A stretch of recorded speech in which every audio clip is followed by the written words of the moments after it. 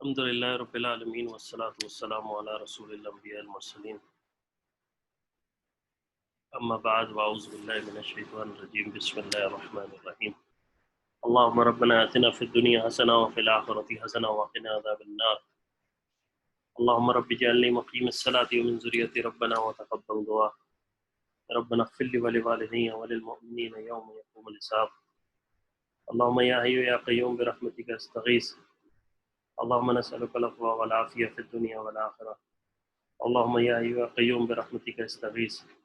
ربنا ظلمنا أنفسنا وإن لم تغفر لنا وترحمنا لنكونن من الخاسرين اللهم يا حي يا قيوم یا ذی الجلال والاکرام ارحم امت رسول اللہ صلی اللہ علیہ وسلم. یا اللہ یا کریم اپنی رحمت و کرم سے جو کہا جائے سنا جائے اپنی رحمت سے قبول فرما،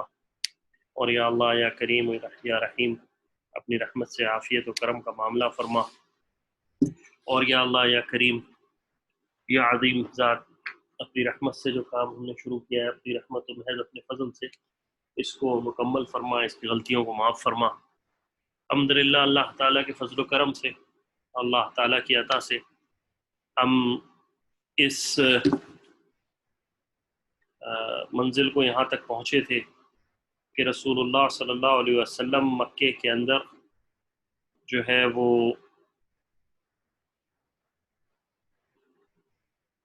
فاتح ہو کر، اور اللہ تعالیٰ نے مکے کے اندر رسول اللہ صلی اللہ علیہ وسلم کو جو ہے وہ فتح نصیب کی، اور مکہ دراصل جو ہے وہ بغیر کسی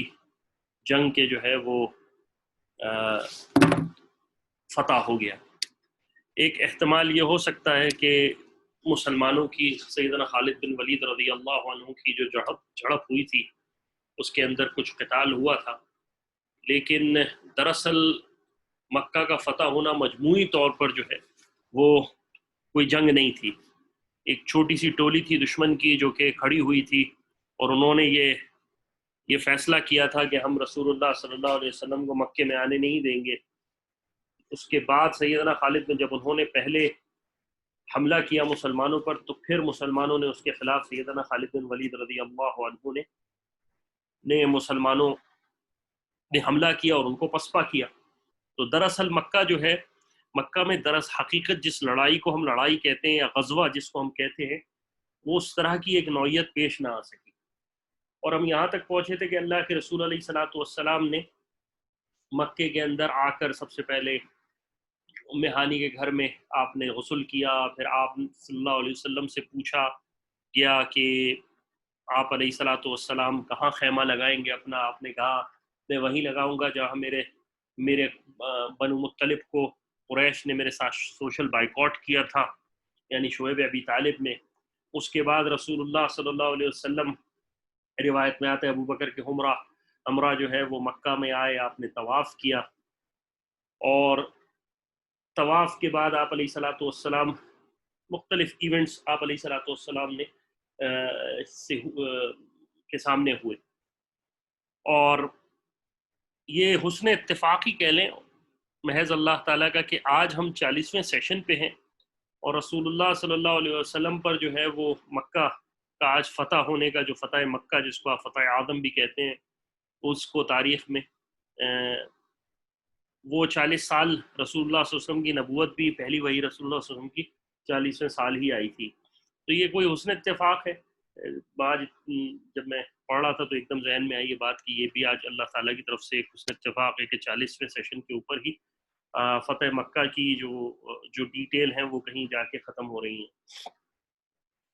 رسول اللہ صلی اللہ علیہ وسلم نے، ہم نے ذکر کیا تھا کہ رسول اللہ صلی اللہ علیہ وسلم جو ہے وہ مسجد حرام میں داخل ہوئے. آپ علیہ الصلوۃ والسلام نے کنجیاں منگوائیں، خطبہ دیا. اس کے بعد آپ علیہ الصلوۃ والسلام جو ہے وہ خطبے سے فارغ ہوئے، آپ نے نماز پڑھی. نماز پڑھنے کے بعد کچھ ایک ابو محذورہ رضی اللہ عنہ جب سیدنا بلال رضی اللہ عنہ کی اذان کا تمسخر اڑا رہے تھے تو آپ علیہ الصلوۃ والسلام نے ان کو بلایا، اور پھر انہی کو بعد میں مکہ مکرمہ کا مؤذن مقرر کر دیا گیا. اور بڑی خوبصورت آواز تھی سیدنا محذورہ رضی اللہ عنہ کی. اور اسی درمیان میں رسول اللہ صلی اللہ علیہ وسلم طواف کے بعد جو ہے وہ صفا کی طرف جا کر تشریف لے گئے، اور آپ اللہ تعالیٰ کے بیت اللہ کی طرف دعا میں مشغول ہو گئے۔ اور جب دعا میں مشغول ہوئے آپ علیہ صلاۃ والسلام، تو انصاری رضی اللہ عنہ جو رسول اللہ صلی اللہ علیہ وسلم کے پاس تھے، انہوں نے آپس میں کچھ ڈسکشن کی، اور وہ ڈسکشن جب آپ علیہ صلاۃ والسلام نے کو اللہ تعالیٰ نے وحی اتار دی آپ علیہ صلاۃ والسلام کے پاس، اور انصار جو آپس میں ڈسکشن کر رہے تھے وہ یہ ڈسکشن تھی کہ رسول اللہ صلی اللہ علیہ وسلم آج مکہ رسول اللہ صلی اللہ علیہ وسلم کے ہاتھوں فتح ہو گیا، اور انصار کو یہ غم کھا رہا تھا کہ کہیں رسول اللہ صلی اللہ علیہ وسلم اپنا مستقل مسکن اب مکہ کو دوبارہ نہ بنا لے۔ اور جس وقت رسول اللہ صلی اللہ علیہ وسلم سے انصار نے بیع کی تھی پہلی دفعہ مدینہ منورہ سے آ کر مکہ کے اندر، تو اس وقت یہ شرط رکھی تھی کہ یا رسول اللہ آپ ہمارے ساتھ ہی رہیں گے، آپ ہمیں چھوڑیں گے نہیں، پھر ہم اپنا سب کچھ آپ اپنا جان مال آپ کے لیے صرف کریں گے، لیکن آپ ہم کو نہیں چھوڑیں گے۔ لیکن کیونکہ اللہ سبحانہ و تعالیٰ نے مکہ کو فتح کر دیا، تو انصار کے دل میں یہ بات آئی کہ کہیں اب رسول اللہ صلی اللہ علیہ وسلم اس کو اپنا مستقل مسکن نہ بنا لے۔ یہ بات آپس میں ہو رہی تھی، اسی میں اللہ تعالیٰ کی طرف سے رسول اللہ صلی اللہ علیہ وسلم کو وحی نازل ہو گئی، اور آثار وحی کے آنے لگے۔ صحابہ رضی اللہ عنہ کی عموماً عادت یہ تھی کہ جب رسول اللہ صلی اللہ علیہ وسلم پہ وحی نازل ہوتی تھی تو صحابہ رضی اللہ عنہ چہرے اٹھا کر دیکھتے نہیں تھے اللہ کے رسول کو۔ جب وحی کے آثار ختم ہو گئے تو آپ علیہ الصلوۃ والسلام نے کہا ہے گروہ انصار تم نے کچھ آپس میں بات کی ہے، اور اس کے بعد اللہ کے رسول علیہ الصلوۃ والسلام نے فرض کیا اے انصار خوب سمجھ لو، میں اللہ کا بندہ اور اللہ کا رسول ہوں، میں نے اللہ کے حکم پر ہجرت کی تھی، اور میری مرنا اور جینا اے انصار تمہارے ساتھ ہی۔ یہ سن کر انصاری صحابہ رضی اللہ عنہ رونے لگے، اور انصاری صحابہ رضی اللہ عنہ کی آنکھوں سے اشک جاری ہو گئے، اور انہوں نے عرض کیا یا رسول اللہ ہم کو اندیشہ تھا کہ اتنی سب کچھ فتح ہونے کے بعد جو اللہ کے رسول علیہ الصلوۃ والسلام ہمارے قریب آ چکے ہیں، کہیں وہ ہم سے نعمت لے لی نہ جائے۔ اور ہم عجیب جملہ انصار نے کہا، اور انہوں نے کہا کہ ہم غلامان جانثار ہیں، اور اے اللہ کے رسول ہم ویسے بہت دینے والے ہیں اللہ کے لیے، ہم ویسے بہت خرچ کرنے والے ہیں،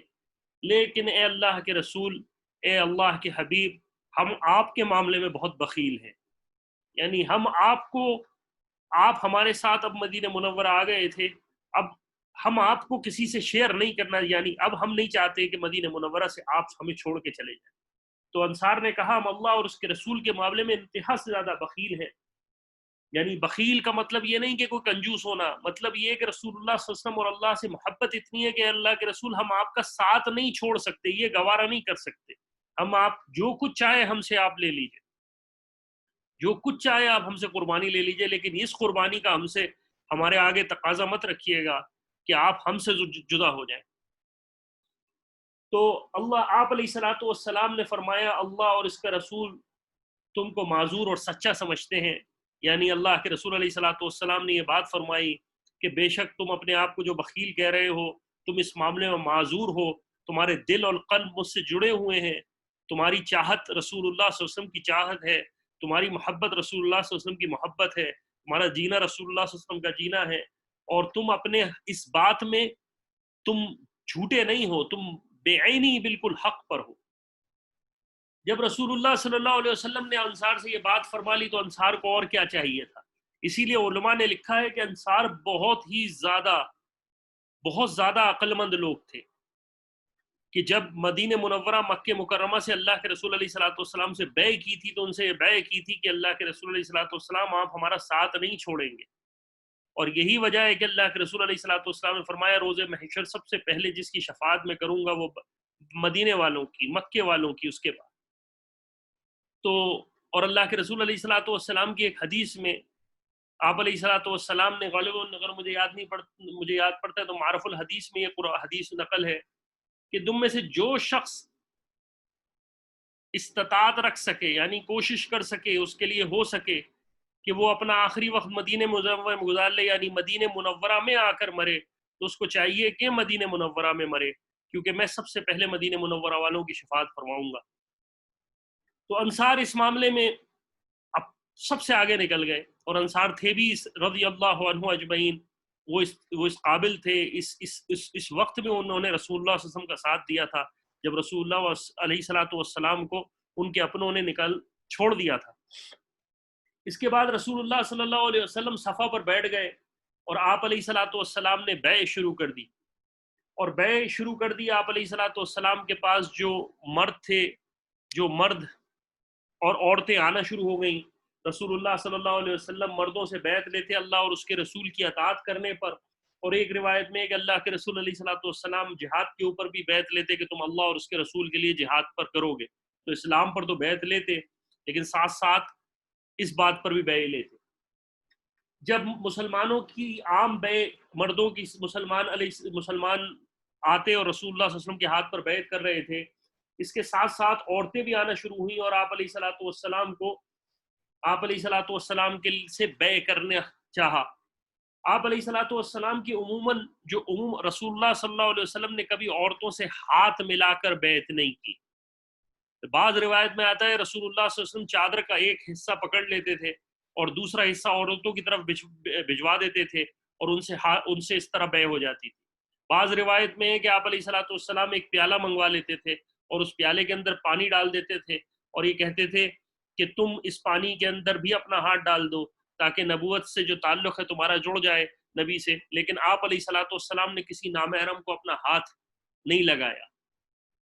جب رسول اللہ صلی اللہ علیہ وسلم نے اسی درمیان میں رسول اللہ صلی اللہ علیہ وسلم نے بیع کی، اور جن عورتوں کا ذکر آتا ہے بیع کرنے میں، ان میں ام ہانی رضی اللہ عنہ، جو کہ سیدنا علی رضی اللہ عنہ کی بہن تھی، انہوں نے بیعت کی۔ اس کے ساتھ ساتھ ام حبیبہ بنت عاص بن امیہ، انہوں نے بیعت کی۔ اس کے بعد سیدنا عاتقہ بنت ابی عیس رضی اللہ عنہ نے، انہوں نے بیعت رسول اللہ صلی اللہ علیہ وسلم کے ہاتھ پر بیعت کی۔ اس کے بعد عروہ بنت ابی عیس، انہوں نے بیعت کی۔ اس کے بعد جو سب سے اہم ہندہ بنت عتبہ، جو کہ زوجہ ہیں ابو سفیان کی اور والدہ ہے سیدنا امیر معاویہ رضی اللہ عنہ کی۔ اب یہ وہ خاتون ہیں جن کے بارے میں رسول اللہ صلی اللہ علیہ وسلم نے اعلان کروایا ہوا تھا کہ ان کو قتل کر دینا، کیونکہ انہوں نے وحشی رضی اللہ عنہ کو پیسے دیے تھے کہ وہ اگر جو حمزہ کو قتل کرے گا، نعوذ باللہ شہید کرے گا، یہ ان کو جو ہے وہ انعام دیں گی۔ اور اس کے بعد انہوں نے حضرت حمزہ رضی اللہ عنہ کا کلیجہ بھی چبایا تھا۔ تو یہ رسول اللہ صلی اللہ علیہ وسلم کے پاس حاضر ہوئیں خاموشی کے ساتھ، اور اس کے بعد انہوں نے حکمت یہ اختیار کی کہ یہ اپنے چہرے پر انہوں نے نقاب ڈالا ہوا تھا، اور آ کر آپ علیہ الصلوۃ والسلام سے عرض کیا، میں ایک مومن عورت ہوں اور گواہی دیتی ہوں کہ اللہ کے سوا کوئی معبود نہیں، اور آپ اللہ کے بندے اور رسول ہیں۔ اور یہ کہتے ہی انہوں نے اپنا چہرہ کھول دیا، یعنی اللہ کے رسول علیہ الصلوۃ والسلام کو بتا دیا کہ میں ہندہ ہوں۔ آپ علیہ الصلوۃ والسلام نے اس وقت فرمایا مرحبا، تمہیں خوش آمدید ہو، اور اسلام جو ہے وہ آپ کا قبول کیا۔ اسی درمیان میں ہندہ رضی اللہ عنہ کی، جو کہ سیدنا امیر معاویہ رضی اللہ عنہ کی والدہ بھی ہیں، اصل میں یہ خاتون بھی بہت اہم خاتون ہیں۔ ان کا تاریخ میں ایک قصہ ان کے بارے میں یہ آتا ہے، جو غزوات النبی علامہ برہان الدین حلبی کی کتاب ہے، اور جس کو میں اکثر حوالہ پیش کرتا ہوں، اور مولانا محمد اسلم قاسمی رحمہ اللہ علیہ نے ان کو جو ہے وہ اس کی تشریح اور وہ کیا ہے۔ وہ لکھتے ہیں کہ ہندہ جو ہے دراصل یہ ابو سفیان سے پہلے ایک شہر ایک اور کسی شخص کی بیوی تھیں، اور ان پر اس نے الزام لگایا تھا، اور اس نے الزام لگایا، اور اتفاق کی بات ہے کہ اس کا الزام جھوٹا الزام تھا۔ تو جو ہندہ جو تھے اس کا باپ آیا، اور ہندہ رضی اللہ عنہ کے باپ نے ان سے کچھ پوچھا اور کہا بیٹی میں جو ہے اس کا معاملہ جو ہے وہ ایک جو جو آپ کے جو راہب ہوتے ہیں ان پر چھوڑتا ہوں، یہ راہب ہے، میں اس کے معاملہ اس کے پاس لے کے جاتا ہوں، کیونکہ تیرے شوہر نے الزام لگایا ہے۔ تو اس بیٹی نے کہا کہ بابا آپ لے کے جاتے ہیں، لیکن اگر اس کی باتیں کبھی ٹھیک ہوتی ہیں اور کبھی غلط ہوتی ہیں، اگر اس نے مجھے غلط ثابت کر دیا تو میرے اوپر کتنا بڑا الزام لگے گا۔ تو ان کے باپ نے کہا کہ ہندا کے باپ جو عتبہ تھا، اس نے کہا کہ بیٹی تو فکر نہ کر، میں اس کے پاس جا کے کچھ اس کو پہلے یہ بات سمجھا دوں گا۔ بہرحال وہ پہنچا وہاں پر، اور عتبہ جو ہے وہ اس راہب سے ملا اور اس کو ذکر کیا اور اس کو بتایا کہ میری بیٹی جو ہے وہ میری بیٹی غلط نہیں ہے، اور اس کو بتائی یہ بات۔ اس نے کہا ٹھیک ہے، ان عورتوں کو لے کے آؤ۔ جب وہ تمام عورتوں کو لے کے آئے، اور بھی عورتیں قافلے میں تھی، تو وہ اس کو کہتا ہے کہ نہیں تم چلی جاؤ، تم چلے جاؤ، تم چلو فائندہ۔ آخری میں جب ہندا آئی تو اس کو کہا کہ تو بھی جو ہے وہ پاک ہے، اور اس کے بعد کہا کہ تیرے بطن سے اللہ تعالیٰ ایک بادشاہ کو پیدا کریں گے، اور جس بادشاہ کے بارے میں بڑے فضائل بیان کیے۔ جب ہندا نے یہ سنا تو ہندا کا جو شوہر تھا اس نے یہ سنا کہ ان کے بطن سے اس راہب نے کہا ہے کہ اس سے تو بہت بڑا ایک بادشاہ پیدا ہوگا، جو کہ جس کی حکومت ہوگی بہت بڑی اور بہت فراست والا، اور بہت بہت زبردست بادشاہ ہوگا۔ تو اس کا جو شوہر تھا اس نے کہا کہ میں مانتا ہوں غلطی، لیکن ہندا نے کہا میں اب تیرے ساتھ نہیں رہوں گی، کیونکہ اگر میں واقعی ایک ایسے شخص کی ماں بننے والی ہوں تو میں تجھے قبول نہیں کروں گی کہ تو اس کا باپ ہو۔ اور اس نے ہندا رضی اللہ عنہ نے اس سے طلاق لے لی، اور اس کے بعد ابو سفیان سے ان کا نکاح ہوا، ان کی شادی ہوئی، اور انہی کے بطن سے پھر سیدنا امیر معاویہ رضی اللہ عنہ پیدا ہوئے۔ اور امیر معاویہ رضی اللہ عنہ کے بارے میں بھی آتا ہے کہ امیر معاویہ رضی اللہ عنہ صلح حدیبیہ کے وقت میں غالباً خاموشی سے مسلمان ہو گئے تھے، اور وہ اس وقت انہوں نے اپنے آپ کو خاموش رکھا تھا، لیکن اس کا تذکرہ بھی آگے آ جائے گا۔ اب جب رسول اللہ صلی اللہ علیہ وسلم عورتوں سے بیع کر رہے تھے تو اب آپ سمجھ سکتے ہیں کہ ہندا رضی اللہ عنہ کوئی عام خاتون نہیں تھی۔ تو ہندا رضی اللہ عنہ جب اللہ کے رسول علیہ الصلوۃ والسلام رسول اللہ صلی اللہ علیہ وسلم بیع کر رہے تھے، تو ہندا نے رضی اللہ عنہ نے آپ علیہ الصلوۃ والسلام سے پوچھا کہ یا رسول اللہ، آپ کن باتوں کا ہم سے عہد لیتے ہیں؟ تو آپ نے کہا کہ خدا کے علاوہ کسی کا شریک نہ ٹھہراؤ، مجھے اللہ کا رسول مانو، اور یہ کہ چوری نہ کرو۔ تو ہندا نے کہا میں اپنے شوہر اس ابو سفیان کے مال سے کبھی کبھی کچھ لے لیتی ہوں، معلوم نہیں کہ یہ چوری میں داخل ہے یا چوری نہیں ہے۔ ابو سفیان رضی اللہ عنہ اس وقت موجود تھے، انہوں نے کہا اے ہندا، جو تو نے کیا میں تجھے معاف کرتا ہوں۔ رسول اللہ صلی اللہ علیہ وسلم نے فرمایا دیکھو ہندا،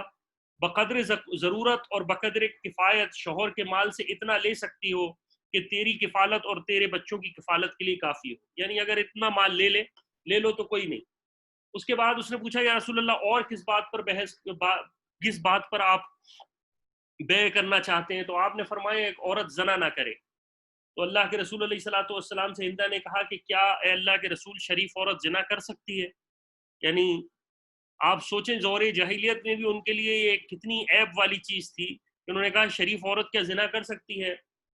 اس کے بعد رسول اللہ صلی اللہ علیہ وسلم نے سے پوچھا رسول اللہ اور وسلم کس پر بیعت کرنی ہے؟ تو آپ نے فرمایا اولاد کو قتل نہ کرنا۔ تو رسول اللہ صلی اللہ علیہ وسلم سے جب رسول اللہ صلی اللہ علیہ وسلم نے کہا اولاد کو قتل نہ کرنا،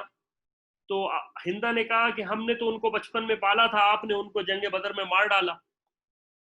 بس آپ اور وہ جانے۔ جب یہ بات کی تو روایات میں آتا ہے سیدنا عمر رضی اللہ عنہ ہنس پڑے، اور بعض روایت میں آتا ہے کہ رسول اللہ صلی اللہ علیہ وسلم کی چہرے پر تبسم آ گیا۔ اور آپ دیکھیں کہ رسول اللہ صلی اللہ علیہ وسلم پر کمال ہے کہ جس کے چچا اور جن کے دوست، جن کا سب سے قریبی ساتھی سیدنا حمزہ کو جنہوں نے قتل کر دیا ہو، شہید کر دیا ہو، اور جن کے ہاتھ جن کا کلیجہ چیر کے چبا لیا ہو، ایک تو ان کو معاف کیا، اس کے بعد ان کو خوش آمدید کیا، اس کے بعد یہ بات ہو رہی ہے، اور آپ علیہ الصلوۃ والسلام سے اس طرح بات کرنا ہے کہ رسول اللہ ہم نے تو اپنے بچوں کو پالا تھا، آپ نے بچپن آپ نے ان کے سرداروں کو تو بدر میں شہید مار دیا۔ تو اس کے بعد اللہ کے رسول نے فرمایا کسی پر بہتان نہ لگانا۔ تو ہندا نے جواب دیا خدا کی قسم بہتان لگانا نہایت برا ہے. اور اس کے بعد ہندا نے کہا یا رسول اللہ آپ رشد و ہدایت کے سرچشمے ہیں اور میں آپ سے بیع کرتی ہوں. اور اس کے بعد اللہ کے رسول علیہ الصلوۃ والسلام نے سیدنا عمر رضی اللہ عنہ سے جو ہے وہ کہا کہ اے عمر ان عورتوں سے بیع کر لو. بیعت کے بعد رسول اللہ صلی اللہ علیہ وسلم نے ان کے لیے دعا کی مغفرت کی. ہندا نے اسلام لانے کے بعد اللہ کے رسول علیہ الصلوۃ والسلام سے عرض کیا یا رسول اللہ اسلام لانے سے پہلے آپ مجھے پسند نہ تھے اور آپ سے زیادہ دشمنی کسی سے رکھتی نہیں تھی، لیکن آج آپ کے چہرے سے زیادہ مجھے کوئی محبوب نہیں ہے. آپ علیہ الصلوۃ والسلام نے فرمایا ہندا ابھی یہ بہت تھوڑی بات ہے، ابھی تیری محبت مجھ سے، تیری الفت یعنی مجھ سے جو نبوت کی محبت ہے میرے نبی ہونے کی حیثیت سے وہ اور تجھ پہ بڑھے گی. دوسرے دن اسی درمیان میں رسول اللہ صلی اللہ علیہ وسلم نے، جیسے میں نے پچھلی دفعہ بھی ذکر کیا تھا کہ رسول اللہ صلی اللہ علیہ وسلم نے مکے کی چابیاں حضرت طلحہ رضی اللہ عنہ سے منگوائی. روایت میں آتا ہے حضرت طلحہ رضی اللہ عنہ نے کہا کہ اللہ کے رسول میرے پاس چابیاں نہیں ہیں، میری ماں کے پاس ہیں. تو اللہ کے رسول اللہ صلی اللہ علیہ وسلم نے کہا کہ ان سے لے کے آؤ. حضرت عثمان رضی اللہ عنہ گئے، لیکن ان کی بیوی ماں نے کہا کہ میں نہیں دیتی یہ چابیاں. اور تو عثمان رضی اللہ عنہ نے کہا کہ اگر تم مجھے نہیں دو گی تو اللہ کے رسول علیہ الصلوۃ والسلام تم سے چھنوا لیں گے، کوئی اور لے جائے گا. تو ان کی ماں نے کہا کہ بہتر ہے اس سے پہلے کہ کوئی اور شخص مجھ سے لے کے جائے تو ہی مجھ سے لے کے چلا جا. بہرحال کچھ تکلیف کے بعد جب سیدنا عمر اور اللہ کے رسول علیہ الصلوۃ والسلام حرم کے باہر کھڑے ہوئے تھے اور روایات میں آتا ہے آپ علیہ الصلوۃ والسلام پسینے بھی آپ علیہ الصلوۃ مبارک آپ کا بہہ رہا تھا، تو ابو بکر اور عمر رضی اللہ عنہ طلحہ بن عثمان رضی اللہ عنہ طلحہ رضی اللہ عنہ کے گھر پہنچے اور ان سے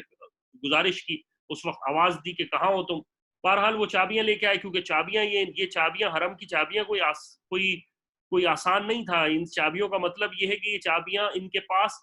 نسلوں سے تھیں، ان کے قبیلے کے پاس. آج ان چابیوں کا شرف چلا جانا ان کے لیے بہت زیادہ محروم ہونے والی بات تھی، اور ہر قبیلہ یہ چاہتا تھا، ہر خاندان والا یہ چاہتا تھا یہ چابیاں ہمیں مل جائیں تاکہ آج کے بعد پھر حرم کی چابیاں ہمارے پاس رہیں گی. جیسے سیدنا علی رضی اللہ عنہ کے خاندان کے پاس حجاج کو پانی پلانے کا مقصد موجود تھا. تو اللہ کے رسول علیہ الصلوۃ والسلام نے بہرحال وہ چابیاں آئیں، اللہ کے رسول علیہ الصلوۃ والسلام نے حرم کھلوایا اور سیدنا عمر رضی اللہ عنہ کو حکم دیا کہ اندر جتنی تصویریں ہیں وہ سب مٹا دی جائیں.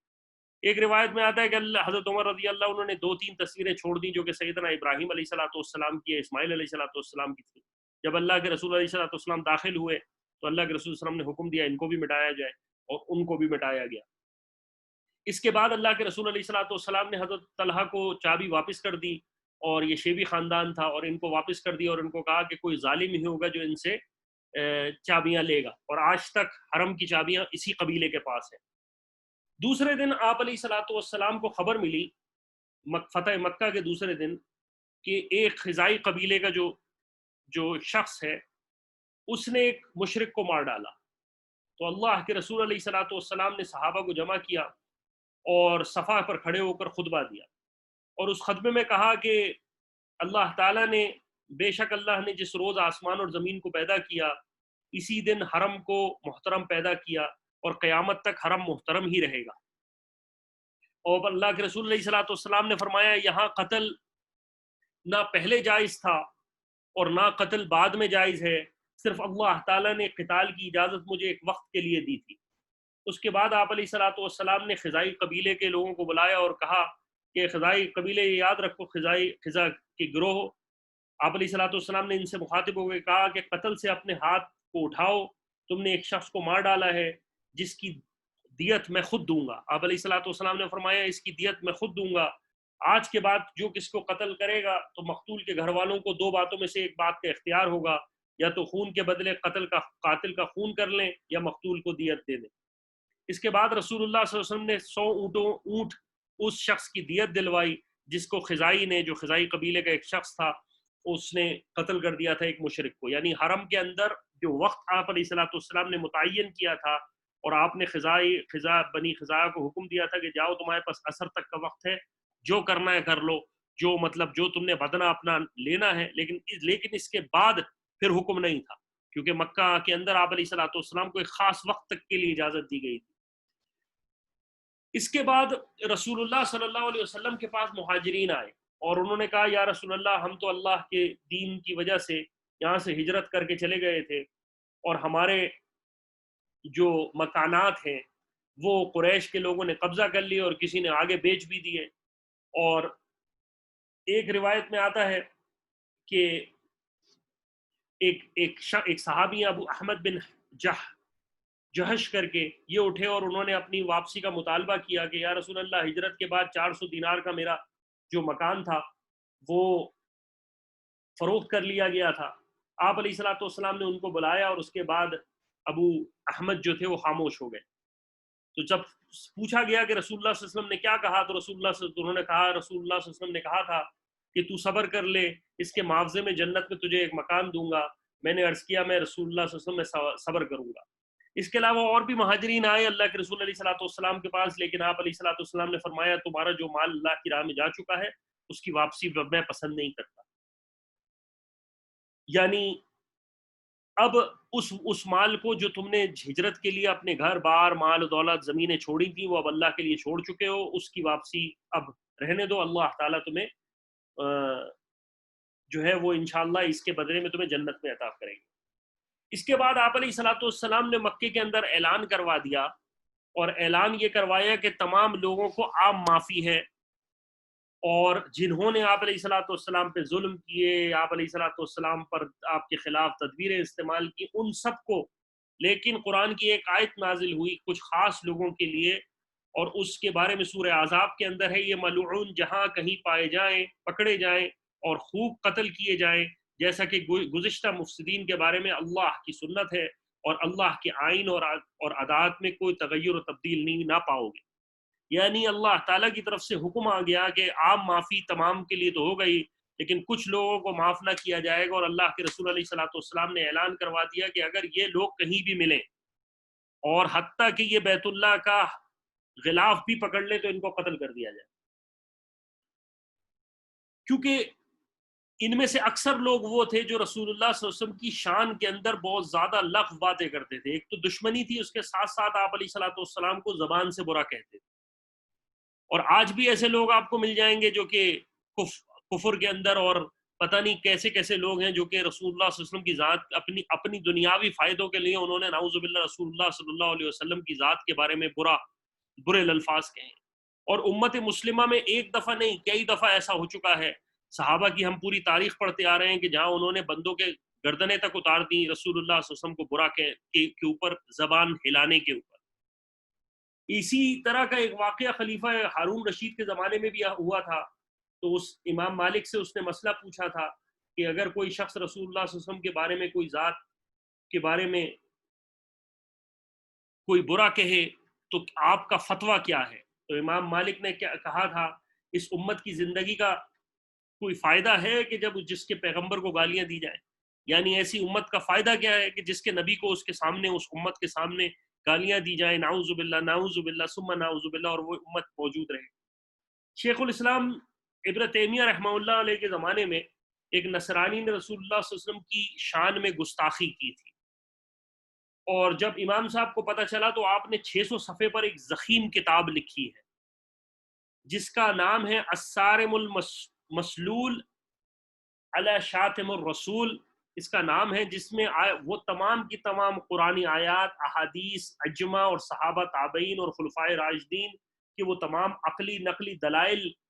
جمع کیے ہیں، کہ جس میں یہ جمع کیا ہے کہ اگر کوئی شخص رسول اللہ صلی اللہ علیہ وسلم کی شان میں گستاخی کرے تو وہ واجب القتل ہے۔ بہرحال اللہ کے رسول علیہ الصلوۃ والسلام نے بعض حضرات کو تو جیسے میں نے کہا عام معافی سب کو دے دی، لیکن ان میں سے کچھ لوگ ایسے تھے جن کے بارے میں اللہ کے رسول علیہ الصلوۃ والسلام نے کہا کہ اگر یہ بیت اللہ کا غلاف بھی پکڑ لیں تو ان کی گردن اتار دی جائے۔ ان میں سے سب سے پہلے شخص تھا عبداللہ بن خضل کے نام سے، یہ پہلے مسلمان ہو گئے تھے، رسول اللہ صلی اللہ علیہ وسلم نے ان کو عامل بنا کر یعنی ایک جگہ صدقات کلیکٹ کرنے کے لیے بھیجا تھا۔ یہ ایک منزل پر پہنچے، غلام ان کے ساتھ تھا، غلام کو انہوں نے تیاری کرنے کا حکم دیا اور یہ سو گئے۔ غلام کو انہوں نے کھانا تیار کرنے کا حکم دیا، اللہ کا کرنا وہ غلام سو گیا۔ جب بیدار ہوا تو وہ کھانا تیار نہیں تھا، خضل کو حضرت یہ جو خضل تھا، خطل جو تھا، اس کو غصہ چڑھا، اس نے گردن اتار دی اس کی غلام کی اپنے. بعد میں اس کو خیال آیا کہ میں نے تو ایک کھانے نہ کھانے کے اوپر ایک گردن اتار دی غلام کی، تو رسول اللہ صلی اللہ علیہ وسلم تو مجھ سے دیت لیں گے یا میری گردن اتار دیں گے یا میں قتل کر دیا جاؤں گا. تو مشرک ہو کر یہ مکہ چلا گیا، اور اس کے بعد جا کر اور صدقات کے جو اونٹ رسول اللہ صلی اللہ علیہ وسلم جو کلیکٹ کرنے کے لیے بھیجے تھے وہ اونٹ بھی اپنے ساتھ لے گیا. اور آپ علیہ الصلوۃ والسلام کی ذات کے بارے میں نعوذ باللہ من ذالک برے اشعار کہتے تھے، اور باندیوں کو جمع کرتا تھا، شراب پیتا تھا، اور جو ہے وہ جو ہے ان کو شراب پیتا تھا، اور ساتھ ساتھ جو ہے ان باندیوں سے جو ہے وہ رسول اللہ صلی اللہ علیہ وسلم کی شان میں نازیبہ کلمات کہلواتا تھا. اس کے اصل میں 3 جرم تھے، ایک ناحق خون کرنا، دوسرا مرتد ہونا، تیسرا رسول اللہ صلی اللہ علیہ وسلم کی شان میں برے اشعار کہنا. ابن خطل جب مکہ میں جب اس کو پتہ چلا کہ رسول اللہ صلی اللہ علیہ وسلم نے اس کی قتل کے فرمان جاری کر دیا ہے، تو یہ جا کے خانہ کعبہ کی پردوں میں لپٹ گیا. آپ علیہ الصلوۃ والسلام نے فرمایا، آپ علیہ الصلوۃ والسلام سے عرض کیا گیا کہ اللہ کے رسول ابن خطل جو ہے وہ بیت اللہ کا پردہ پکڑے ہوئے ہیں، ہم کیا کریں؟ آپ علیہ الصلوۃ والسلام نے فرمایا وہیں قتل کر ڈالو. چنانچہ ابو برزہ اسلمی رضی اللہ عنہ اور سعد بن حرس رضی اللہ عنہ وہاں پہنچے، اور آپ نے جا کر اس کو قتل کیا، اور حجر اسود اور مقام ابراہیم کے درمیان میں اس کی گردن اتار دی.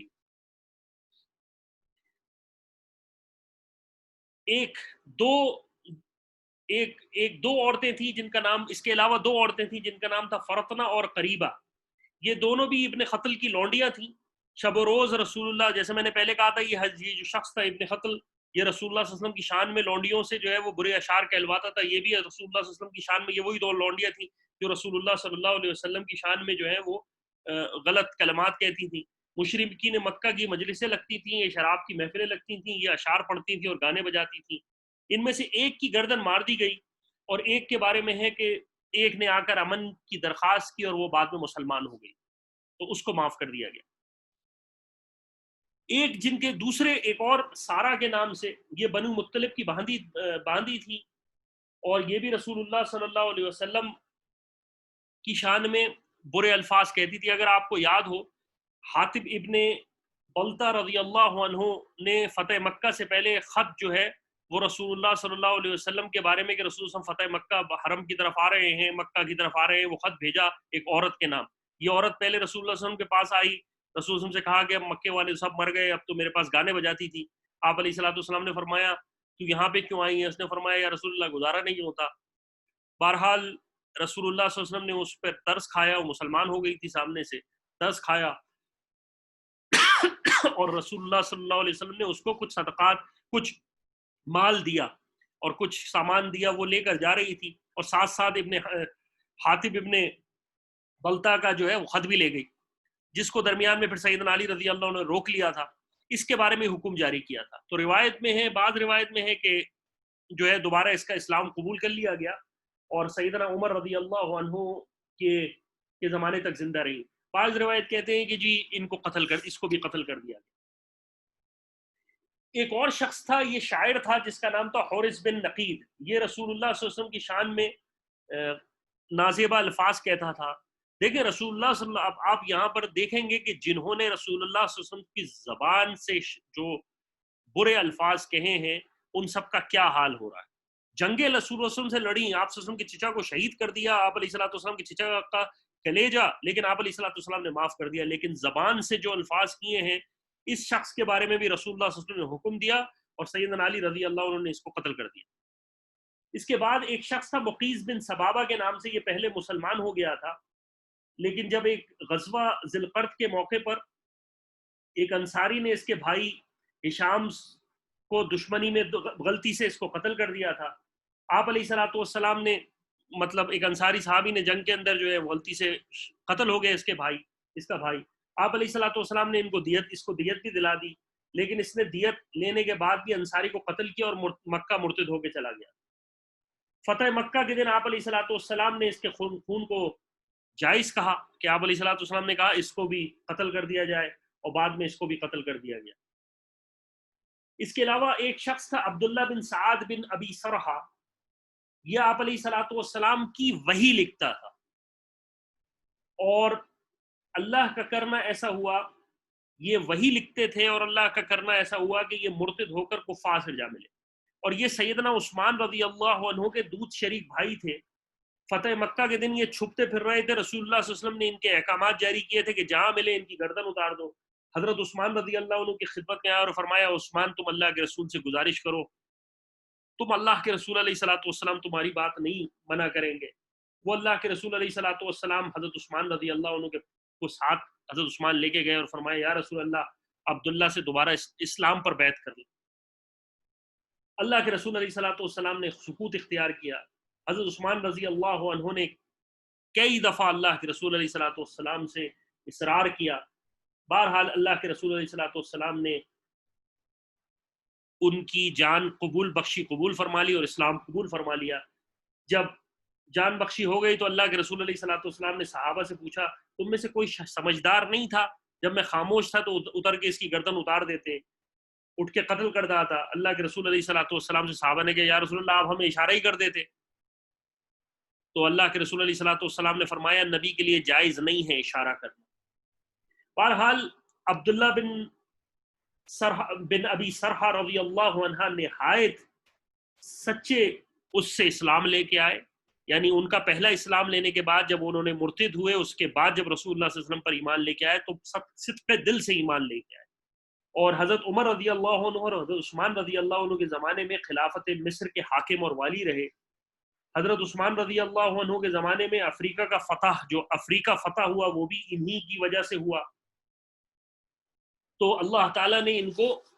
اور اللہ کا عجیب نظام یہ ہے کہ جب وفات کا وقت آیا تو ایک روز صبح اٹھے اور دعا مانگی کہ اے اللہ میرا آخری عمل صبح کے وقت ہو، یعنی میری زندگی جب انتقال ہو تو صبح کے وقت ہو. اور یہی ہوا کہ وضو کیا، نماز پڑھائی اور دائیں جانب سلام پھیر کر بائیں جانب سلام پھیرنا چاہتے تھے کہ اللہ تعالیٰ نے ان کی روح قبض کر لی. ایک اور شخص جو کہ رسول اللہ صلی اللہ ابو جہل کا بیٹا یعنی سیدنا اکرمہ بن ابی جہل رضی اللہ عنہ، میں رضی اللہ عنہ اس لیے کہہ رہا ہوں کیونکہ یہ اصل میں بعد میں مسلمان ہو گئے تھے. رسول اللہ صلی اللہ علیہ وسلم کو وحی کے ذریعے پہلے بھی خبر کر دی گئی تھی. آپ علیہ الصلوۃ والسلام نے فرمایا تھا میں نے خواب دیکھا ہے کہ ابو جہل کو جہنم میں خوشہ دیا جا رہا ہے، اور اس کی تعبیر یہی تھی کہ سیدنا اکرمہ رضی اللہ عنہ اسلام قبول کر لیں گے. انتہا سے زیادہ سخت دشمن تھے رسول اللہ صلی اللہ علیہ وسلم کے، اور انتہا سے زیادہ سخت بہادر آدمی تھے. یعنی ان کے بارے میں ہے کہ یہ وہ شخص تھے جن کی ٹانگیں گھوڑے سے جب یہ سوار ہوتے تھے تو گھوڑے پہ بیٹھنے کے باوجود ان کی ٹانگیں زمین پر لگتی تھی. بہرحال اللہ کے رسول علیہ الصلوۃ والسلام کا جب مکے میں جب آپ علیہ الصلوۃ والسلام کو فتح ہو گیا تو اکرمہ کی بیوی جو تھی ام حکیم یہ جو ہے اسلام لے آئی تھی. اور اکرمہ جو ہے وہ اس مکہ سے نکل کے بھاگے اور یمن کی طرف، بعض روایت میں حبشہ کی طرف جا رہے تھے. اور انہوں نے جدہ کے رستے، روایت میں نے مولانا مکی سے غالباً سنا تھا کہ جدہ کے رستے جو ہیں، کیونکہ مکہ کے ساحل جدہ کا ہی لگتا ہے اور جدہ آج نہیں بہت پرانا شہر ہے، تو یہ وہاں سے مکہ سے نکلے اور انہوں نے سوچا کہ اب مجھے اس گھر کو اب یہاں سے چھوڑ دینا چاہیے کیونکہ رسول اللہ صلی اللہ علیہ وسلم نے میرے قتل کے احکامات ویسے ہی جاری کیے ہوئے ہیں. اسی درمیان میں جب ان کی بیوی اکرمہ کی بیوی ام حکیم حاضر ہوئی، انہوں نے کہا یا رسول اللہ میں آپ پہ بیعت کرتی ہوں اور میں آپ سے اپنے شوہر کے لیے امن مانگتی ہوں. آپ علیہ الصلوۃ والسلام نے فوراً امن قبول فرما لیا. لیکن اکرمہ رضی اللہ عنہ اس وقت یمن کی ساحل، مطلب اکرمہ رضی اللہ عنہ بھاگ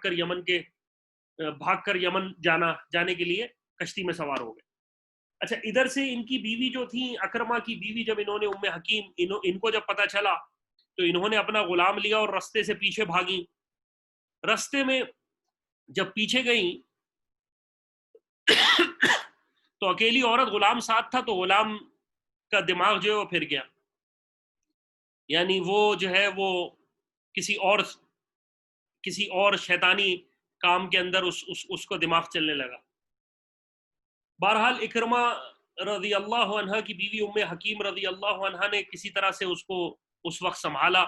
اور وقت مطلب کسی طرح سے وہاں سے سفر سے نکل کے وہاں تک پہنچی ساحل میں. اللہ کا کرنا ایسا ہوا کہ یہ یمن کی کشتی میں سوار تھے، تو کشتی جو ہے وہ ہواؤں نے گھیر لیا کشتی کو، اور اس پر اکرمہ رضی اللہ عنہ جو کہ اس وقت اکرمہ تھے، انہوں نے کہا لات اور عزا کو مدد کے لیے پکارا۔ کشتی والے نے جو ناخدا تھا اس نے کہا کہ اس وقت لات اور عزا تمہارے کچھ نہیں چلیں گے، اس وقت خدا کے علاوہ کوئی ذات نہیں ہے۔ تو اکرمہ رضی اللہ عنہ کہتے ہیں خدا کی قسم اگر دریا میں کوئی چیز خدا کے علاوہ کام نہیں کر سکتی تو خشکی میں بھی خدا کے علاوہ کوئی کام نہیں کر سکتی۔ اور واقعتاً جو رسول اللہ صلی اللہ علیہ وسلم تعلیم دے رہے ہیں وہ تو یہی تعلیم ہے، ایک اللہ کی عبادت کرو، ایک اور مجھ کو نبی مان لو۔ تو انہوں نے سچے دل سے ایک خدا کا عہد کیا، اور یہ دل میں سوچا کہ اللہ تعالیٰ میں تجھ سے عہد کرتا ہوں اگر تو مجھے اس پریشانی سے نجات دے دے تو میں ضرور رسول اللہ صلی اللہ علیہ وسلم کی خدمت میں حاضر ہو کر اپنا ہاتھ رسول اللہ صلی اللہ علیہ وسلم کے ہاتھ میں دے دوں گا، اور مجھے یقین ہے کہ رسول اللہ صلی اللہ علیہ وسلم مجھے معاف کر دیں گے، وہ معاف کرنے والے۔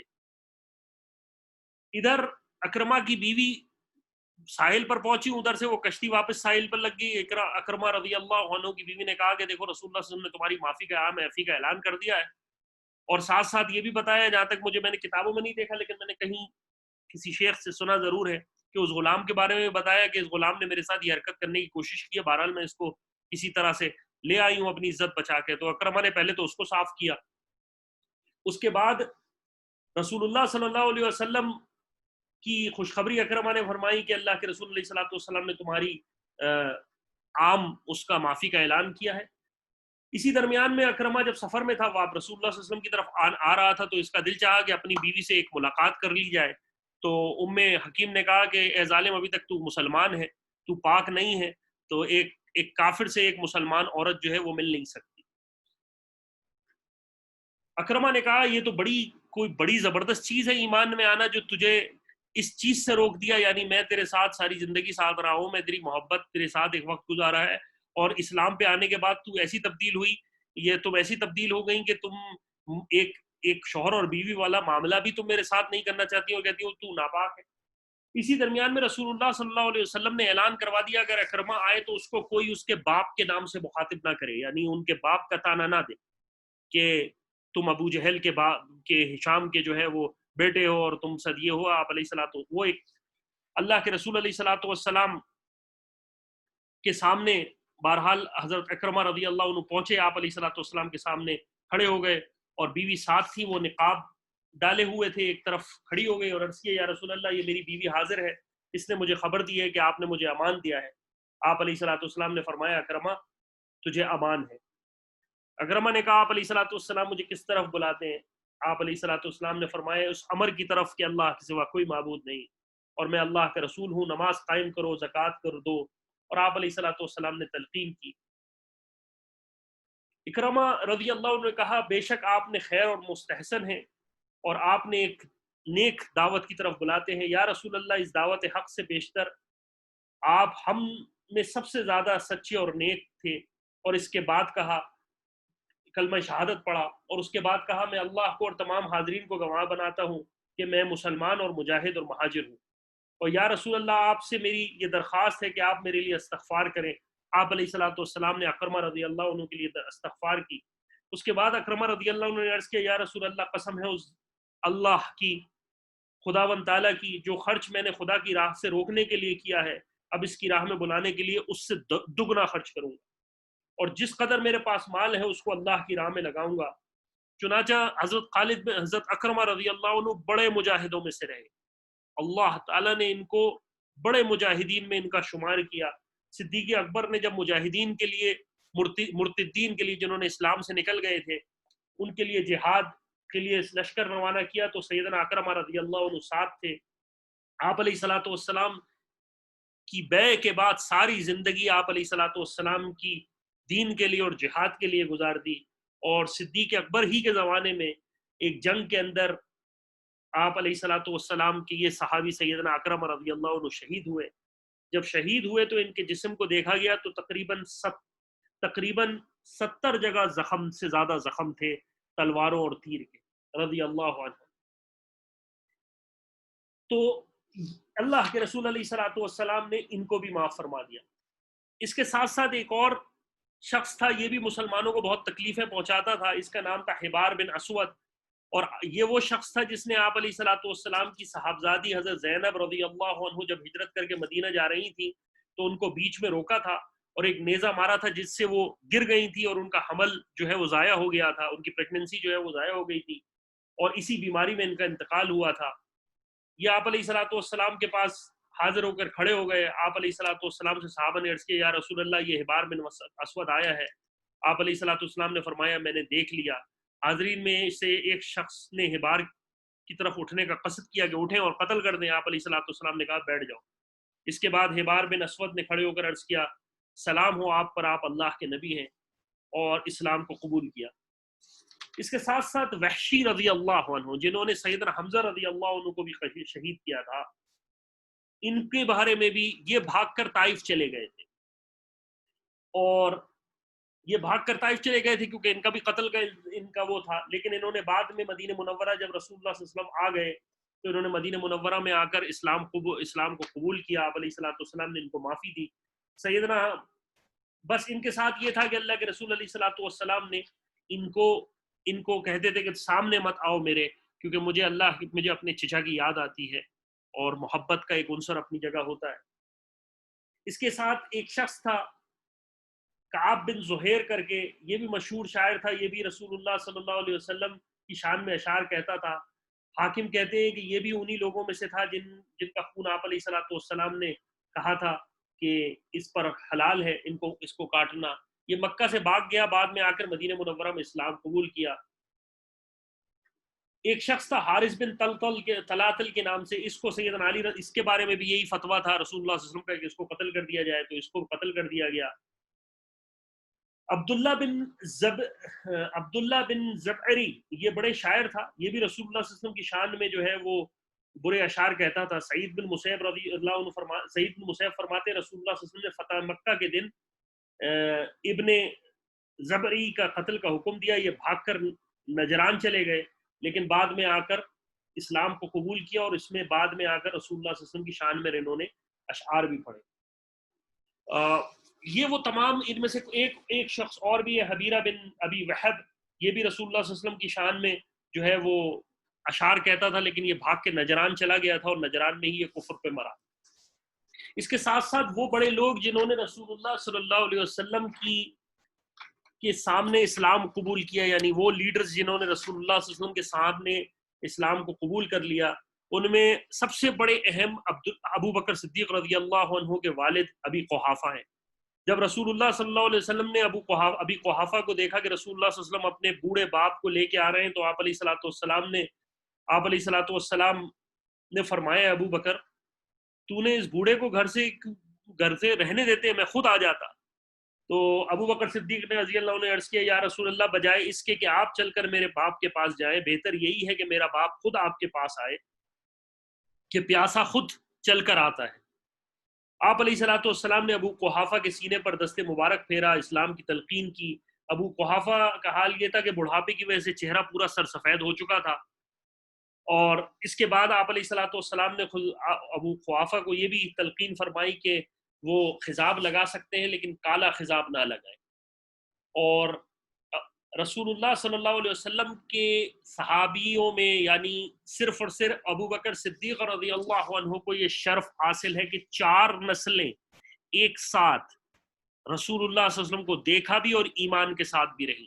یہ صرف اور صرف ابو بکر صدیق رضی اللہ عنہ کی ہی ذات کو حاصل ہے یہ مرتبہ کہ باپ خود ابو بکر، بیٹا اور پوتا، یہ سارے ایک ساتھ موجود اور رسول اللہ صلی اللہ علیہ وسلم پہ ایمان لائے ہوئے، یعنی 4 نسلیں ایک ساتھ اور رسول اللہ صلی اللہ علیہ وسلم پر 4 صحابی۔ تو ابو بکر صدیق رضی اللہ عنہ کے گھر کے علاوہ کسی کو یہ مرتبہ حاصل نہ ہو سکا۔ اس کے علاوہ 3 جو لوگ رسول اللہ صلی اللہ علیہ وسلم کے ساتھ حاضر ہوئے اور رسول اللہ صلی اللہ علیہ وسلم کو دیکھا، وہ 3 کا مرتبہ جو ہے وہ سید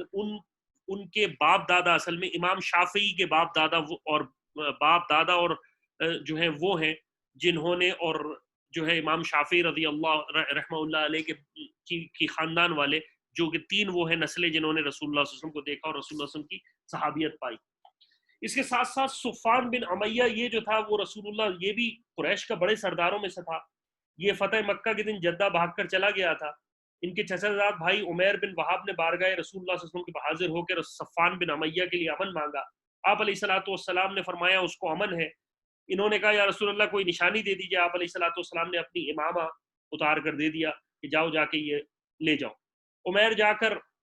جدہ گیا اور اللہ کے رسول علیہ الصلوۃ والسلام کا امامہ دکھایا کہ اللہ کے صفان تیرے لیے جو ہے وہ مہلت ہے. اور آپ علیہ الصلوۃ والسلام نے یہ بھی فرمایا کہ جاؤ صفان سے کہہ دو کہ 2 مہینے کی مہلت ہے تجھے. 2 مہینے اس نے صفان نے بلکہ کہا کہ مجھے 2 مہینے کی مہلت دیجیے. تو اللہ کے رسول علیہ الصلوۃ والسلام نے فرمایا 2 مہینے کی نہیں تو 4 مہینے کی مہلت لے لے. بہرحال غزوہ حنین کے موقع پر انہوں نے رسول اللہ صلی اللہ علیہ وسلم سے انہوں نے کچھ مال لیے. رسول اللہ صلی اللہ علیہ وسلم نے ان سے کچھ ہتھیار لیے تھے, لیکن غزوہ حنین کے موقع پر رسول اللہ صلی اللہ علیہ وسلم سے جو ہے وہ جب غزوہ حنین ہوئی, جس کا ابھی قصہ اگلا ہی آنے والا ہے اگلے سیشن میں, تو ہوا یہ کہ بہت سارا ریوڑ ہاتھ لگا تھا. تو صفان کے منہ سے یہ جنگ کے وقت یہ نکلے کلمات نکلے کہ مجھے بہتر یہ ہے کہ قریشی میرا ایک سردار ہو, اس سے بہتر ہے کہ حنین والے میرے سردار ہو. یعنی میں رسول اللہ صلی اللہ علیہ وسلم پر ایمان لے کے آتا ہوں اور میں رسول اللہ صلی اللہ علیہ وسلم کی سربراہی قبول کروں گا, اس سے بہتر کہ جو حنین والے ہیں وہ مجھ پر آئیں. اور حنین سے واپسی پر اسی درمیان میں مسلمان ہو گئے تھے, اور حنین پر بہت بڑا مسلمانوں کے ہاتھ میں مال غنیمت لگا تھا اور ایک بکریوں کا ریوڑ ساتھ تھا بہت بڑا. تو اب صفان بن امیہ جو تھے وہ دیکھ رہے تھے اس ریوڑ کی طرف. تو اللہ کے رسول علیہ الصلوۃ والسلام نے فرمایا صفان کیا دیکھ رہے ہو؟ فرمایا یا رسول اللہ دیکھ رہا ہوں بہت زبردست ریوڑ ہے. تو اللہ کے رسول فرمایا صفان تجھے اچھا لگا ہے؟ فرمایا یا رسول اللہ اچھا لگا ہے. فرمایا سب کا سب تیرا ہے. تو یہ اس وقت مسلمان ہو گئے اور کہا کہ بے شک اتنی بڑی جو سخاوت ہے وہ اللہ کے رسول علیہ الصلوۃ والسلام کے علاوہ کوئی نہیں کر سکتا. اس کے علاوہ ایک شخص تھے سہیل بن عمر کے نام سے, یہ بھی قریش کے بڑے خطیب اور بڑے تھے. یہ بھی رسول اللہ صلی اللہ علیہ وسلم کے بعد غزوہ فتح مکہ کے بعد مسلمان ہوئے. دو شخص تھے ابی لہب کے عتبہ اور معتب کے نام سے. عباس رضی اللہ عنہ کہتے ہیں رسول اللہ صلی اللہ علیہ وسلم جب فتح مکہ سے تشریف لائے تو مجھ سے فرمایا تمہارے دونوں بھتیجے عتبہ اور معتب بن ابی لہب کہاں ہیں؟ دکھائی نہیں دیتے. تو میں نے عرض کیا یا رسول اللہ وہ مشرکین ہیں, روپوش ہو گئے ہیں, کہیں دور چلے گئے. آپ علیہ الصلوۃ والسلام نے فرمایا ان دونوں کو میرے پاس لاؤ. تو میں آپ علیہ الصلوۃ والسلام کے جب آپ علیہ الصلوۃ والسلام نے ارشاد فرما دیا تھا تو میں وہاں دونوں کو لے کے آیا, آپ علیہ الصلوۃ والسلام کے پاس پیش کیا. آپ علیہ الصلوۃ والسلام نے ان دونوں کو اپنے ہاتھ پر بیعت کی اور آپ علیہ الصلوۃ والسلام نے ان کے لیے دعائیں کی. اس کے ساتھ ساتھ سیدنا امیر معاویہ رضی اللہ عنہ کے بارے میں بھی ہے. بعض روایت میں یہی ہے کہ سیدنا امیر معاویہ رضی اللہ عنہ نے صلح حدیبیہ کے وقت ہی اسلام کو قبول کر لیا تھا, لیکن آپ نے اسلام کو جو ہے وہ خاموشی رکھی, بتایا نہیں تھا. اور امیر معاویہ رضی اللہ عنہ رسول اللہ صلی اللہ علیہ وسلم کی ایک اہلیہ کے جو ہیں امہات المومنین کے بھائیوں میں سے بھی ہیں, اور بڑا رتبہ ہے سیدنا امیر معاویہ رضی اللہ عنہ.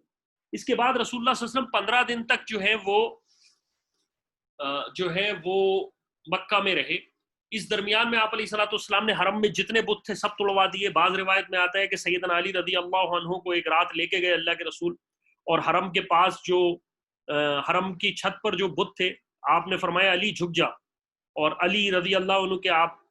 بیٹھ کر سیدنا علی رضی اللہ عنہ کے اوپر چڑھ کے آپ بت توڑ رہے تھے. تو علی رضی اللہ فرمایا رسول اللہ میں آپ کا وزن نہیں اٹھا سکتا. اس کے بعد اللہ کے رسول نے فرمایا اچھا تم نہیں اٹھا سکتے تو علی میرے اوپر چڑھ جاؤ. تو علی رضی اللہ عنہ کہتے ہیں یا رسول اللہ میں نبی کے اوپر کیسے چڑھ سکتا ہوں, لیکن اللہ کے رسول نے فرمایا علی میں تمہیں حکم دیتا ہوں. تو وہ اللہ کے رسول علیہ الصلوۃ والسلام نے کندھوں پر سیدنا علی رضی اللہ عنہ کو لیا, اور سیدنا علی رضی اللہ عنہ کہتے ہیں میں نے وہ بت اوپر چھت پر توڑے. تو سیدنا علی رضی اللہ عنہ کہتے ہیں میں رسول اللہ صلی اللہ علیہ وسلم کے کندھے پر مبارک پر چڑھ کر ایسا لگتا تھا کہ اگر میں سریا ستارے کو بھی ہاتھ لگانا چاہوں تو لگا لوں. اور سیدنا علی رضی اللہ عنہ سے پوچھا گیا کہ سب سے زیادہ طاقتور انسان کون ہے, کسی صحابی نے کسی نے پوچھا اس زمانے میں, تو آپ نے کہا سیدنا ابو بکر. تو آپ نے کہا, تو لوگوں نے کہا آپ تو حیدر کرار ہیں, آپ ایسی بات کیوں کر رہے ہیں؟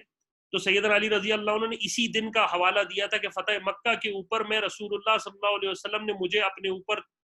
کھڑے ہونے کو پہلے مجھے کہا کہ میں آپ کے اوپر کھڑا ہوتا ہوں, اور میں رسول اللہ صلی اللہ علیہ وسلم کا وزن نہیں سہار سکا. اور یہ صدیق ہی تھا جو کہ رسول اللہ صلی اللہ علیہ وسلم کو ہجرت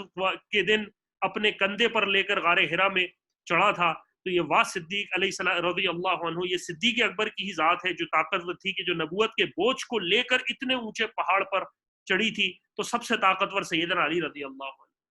تو ابو بکر صدیق رضی اللہ عنہ. تو یہ صحابہ رضی اللہ عنہ میں آپس میں اتنی محبت اور اتنا ادب تھا ایک دوسرے کا. لیکن آج ہم پتہ نہیں کس دور سے گزر رہے ہیں کہ جہاں پر زبان اور نہ علم ہے اور زبان اتنی سخت ہے کہ سمجھ نہیں آتا کہ اللہ تعالی ہمارے حال پر رحم کرے. قال اللہ کے رسول علیہ الصلوۃ والسلام نے سیدنا خالد بن ولید رضی اللہ عنہ کو جو عزا تھا، جو بڑا بت تھا، اس کو حکم دیا، جاؤ خالد جا کے اس بت کو گراؤ. یہ بت تقریباً نخلا کے مقام پر تھا جو مکے سے تقریباً 1 رات کا فاصلہ رکھتا تھا. اچھا، میں نے مفتی زرولی صاحب سے سنا ہے کہ اس کتاب میں تو نہیں مجھے حوالے ملے، لیکن مفتی زرولی صاحب بیان کرتے ہیں تفسیر کے اندر کہ خالد بن ولید رضی اللہ عنہ کو اللہ کے رسول علیہ الصلوۃ والسلام نے نصیحت کی تھی، خالد جب اس بت کے قریب جاؤ گے تو یاد رکھنا ڈرانے کی کوشش کرے گا اور ڈرنا مت. خالد بن ولید رضی اللہ عنہ روایت میں آتے ہیں وہاں پہنچے. اب جب وہاں پہنچے تو وہ بت کے اندر سے آوازیں آنے شروع ہو گئیں، خبردار اس طرف آئے، اگر آؤ گے تو ختم ہو جاؤ گے. وہ جنات تھے، شیاطین تھے. حضرت خالد بن ولید تو ایمان سے سرشار تھے، انہوں نے کہتے ہیں میں نے لے کے تلوار سے اس کو جب مارا ہے تو اس کے منہ سے اس کی جسم مطلب وہ بدبو آنا شروع ہو گئی اس بت سے اور وہ ختم ہو گیا. اسی طرح حضرت عمر بن عاص رضی اللہ عنہ کو حکم دیا اللہ کے رسول علیہ الصلوۃ والسلام نے، جاؤ جا کے عمر بن عاص کو حکم دیا کہ مکہ سے 3 میل کے فاصلے پر سوا کے نام سے ایک بت تھے، ان کو حکم دیا کہ جاؤ جا کے اس کو جو ہے وہ گراؤ. جب وہ وہاں پہنچا تو اس کے جو مجاور تھے انہوں نے کہا کہ دیکھو تم ہمارے بتوں کو اس بت کو نہیں گرا سکتے، تم ختم ہو جاؤ گے. تو عمر بن عاص نے کہا کہ افسوس کی بات ہے، مکہ فتح ہو گیا، سب کچھ ہو گیا، ابھی تو اسی میں پھنسا ہوا ہے. بہرحال آپ نے وہ ضرب لگائی اور اس کو توڑ دیا. اس میں وہ جو مجاور تھا وہاں کا، اس نے اسلام قبول کر لیا اور اسلام لے آیا. یہ وہ احوال ہیں جو کہ فتح مکہ پر پیش آیا. آپ علیہ الصلوۃ والسلام نے 15 دن مکہ میں کم و بیش جو ہے وہ قیام کیا، اور آپ علیہ الصلوۃ والسلام اس کے بعد حنین کی طرف روانہ ہوئے. انشاءاللہ اللہ تعالیٰ نے زندگی دی اور صحت رکھی اور اللہ تعالیٰ نے اپنا رحم کا کرم کا معاملہ کیا، تو انشاءاللہ اگلی دفعہ جو سیشن ہوگا وہ حنین کے اوپر ہوگا، اور غزوہ حنین کو انشاءاللہ ہم ڈسکس کریں گے. اور اللہ کے فضل و کرم سے ہم اب اس مقام پر پہنچے ہیں کہ حنین اور طائف کا جو غزوہ ہے وہ انشاءاللہ آئے گا، اور اس کے بعد آپ دیکھیں گے کہ 9 ہجری کا زمانہ شروع ہو جائے گا، جس میں بہت سارے رسول اللہ صلی اللہ علیہ وسلم کو جو ہے وہ لوگ آ کے آپ علیہ الصلوۃ والسلام کے پاس آئیں گے اور لوگ مسلمان ہوں گے، جس کے بارے میں اللہ کے رسول علیہ الصلوۃ والسلام کے بارے میں فرمایا تھا اذا جاء نصر اللہ والفتح ورأيت الناس يدخلون في دین اللہ افواجا فسبح بحمد ربک واستغفر انہ کان توابا، کہ لوگ جوق در جوق مسلمان ہوں گے. تو اور ابن عباس رضی اللہ عنہ سے کسی نے پوچھا اس آیت کی تفسیر، تو حضرت عمر رضی اللہ عنہ نے تو حضرت ابن عباس کہتے ہیں کہ اس آیت سے مراد یہ تھا کہ رسول اللہ صلی اللہ علیہ وسلم کے جانے کا وقت قریب آ گیا، یعنی جب لوگ جوق در جوق مسلمان ہوں گے، اس کا مطلب یہ ہے کہ اسلام پورا، اب نبی کا کام پورا ہو گیا. اللہ تعالیٰ مجھے اور آپ کو عمل کی توفیق عطا فرمائے. اللہ تعالیٰ